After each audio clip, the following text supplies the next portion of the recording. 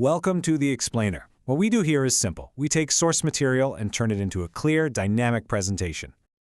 So how do you sell a promise for a better mind? It's a really powerful question, isn't it? And it's pretty much at the heart of a lot of modern marketing campaigns, especially when you look at the booming supplement industry.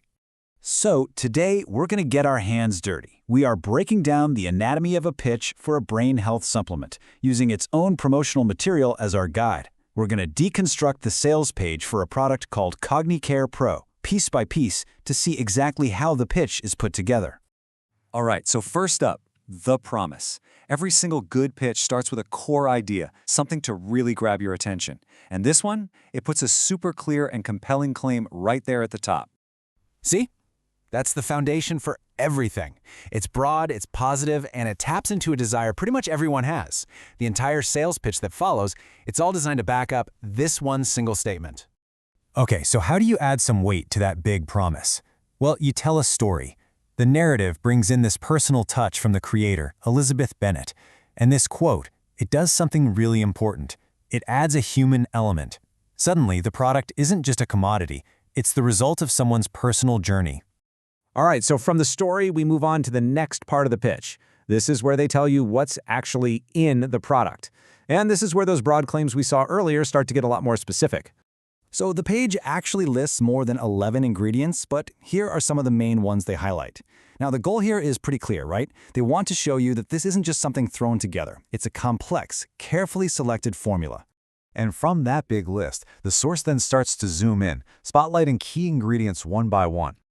And this right here, this is a classic, really effective marketing technique. They take an ingredient and they link it directly to a specific, desirable benefit. It's how you turn an abstract list of things into a tangible result you actually want, like, say, faster mental response. Okay, so they've told you what's in it. Now what? Well, the focus completely shifts. The new goal is all about building trust. It's about providing what marketers call social proof. And they lead with a real high-impact number, a 4.98 out of 5-star rating. I mean, that's nearly perfect, and it's based on over 2,000 reviews. Just that one little data point is designed to tell you something instantly. A whole lot of people are very happy with this. Then you get the stories. This first one, from a verified buyer, is really interesting because it doesn't just say the product is good. It talks about real-life results, feeling fantastic, having more energy, and even making his wife happier. It's about tangible improvements. In this next one, it pivots to an emotional benefit, confidence. But Jack's quote also does something else really smart. It hits on a huge marketing driver, word of mouth. He's so confident that he wants to tell everyone about it. Okay, so at this point, they've built interest, they've built trust, but now comes the most important part for the seller. How do you turn all of that into an actual sale? So let's break down exactly how the offer is structured. So you can see the pricing is laid out in 3 different tiers. And notice what happens. The more you buy, the cheaper each bottle gets. This is a super classic strategy, and it's all about encouraging you to go for that bigger bulk purchase. But here's where it gets really interesting. Look at how they frame the savings. They don't just show you the price you pay. They visually scream, look how much you're saving. It makes that best value package, the one that costs the most upfront, look like the absolute smartest financial move. And just to sweeten the deal on those bigger packages, they start adding value. You get these free digital bonuses plus free shipping, but there's a catch. You only get them if you commit to the 3 or 6 bottle supply. All right, so the pitch is almost done, but it has one more job to do. It needs to anticipate your doubts. It has to tackle all those what-if questions that might be popping into your head right about now.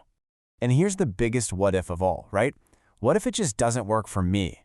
The page confronts that fear head-on, because that's the #1 risk for any customer, spending money on something that doesn't deliver. And here's the safety net, a 90-day, no questions asked, 100% money-back guarantee. This whole strategy has a name. It's called risk reversal, and it's all about taking away that anxiety you might feel about buying. The goal is to make saying yes feel totally safe and easy. Okay, we've gone through the main pitch. But now, let's scroll all the way down to the bottom of the page and look at the important fine print. This is where you find the disclaimers and references that give you some really crucial context. So right here, you find a few really important disclaimers. Basically, these statements are here to clarify the product's regulatory status.